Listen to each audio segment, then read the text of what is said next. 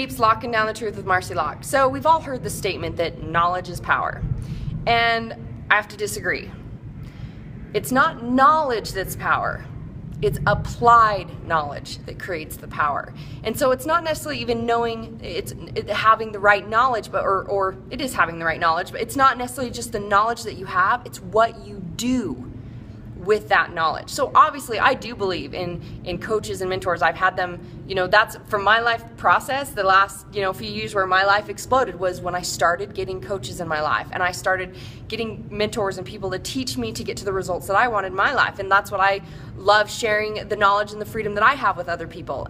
So obviously I do believe that there is, seek out the knowledge from someone that has the results that you want, but it's what you do with that knowledge. And this comes down to the core concept of everything. So this morning I was even coaching one of my clients, very high-powered, amazing, successful dude who was traveling all week and crazy, busy from early morning to super late at night, had events back-to-back that he was speaking at and doing.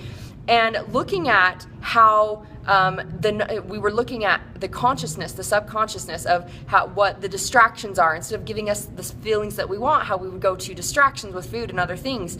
And even it's like most of us have already had this awareness of knowledge. Like you know that you sabotage, but what do we ever do with that knowledge? And it's the same thing of the system of success, why 19 out of 20 people fail. 1 out of 20 knows there's a system to success. It's getting the knowledge, so you have the knowledge, then it's making a plan, then it's implementing that plan, then it's looking at the feedback, reviewing what did work, what didn't work, what do I get to adjust, what else can I do, what else can I try, okay, and then doing it again.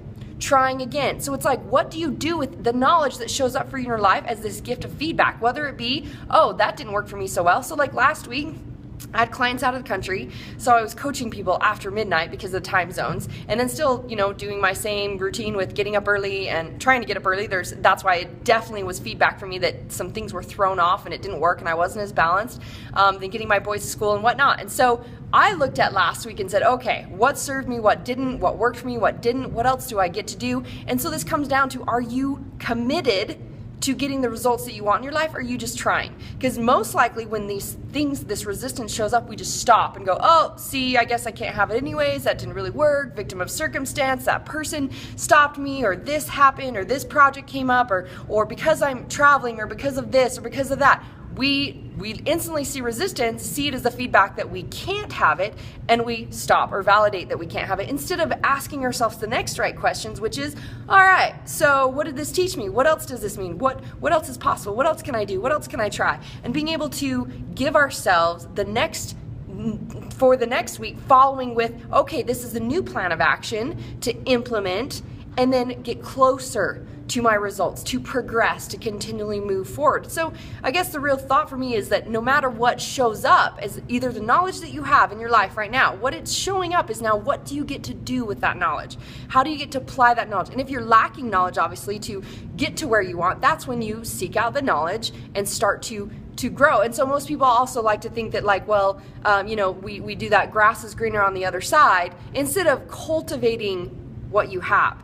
Use the knowledge that you have, use the things in front of you, and seek out, obviously, greater knowledge, but water the grass that you're on, and allow yourself to keep growing and seeing how you get to progress, because it's not just going to be this, oh, I work out one day and I'm there, or I make a good business decision one day and I'm there, or it's a progression continually to get to the results that you want. So this is my thought for the day, that applied knowledge is power. Are you committed to learning and growing in the knowledge that you have, and seeking out knowledge and applying it in your life and getting the feedback and then progressing? Or are you just trying? Because trying just means just give up now, because you're just choosing that there's a validation story that you're gonna fail. So this is Marci Lock reminding you, the power of choice is yours. Choose your best life and lock it down.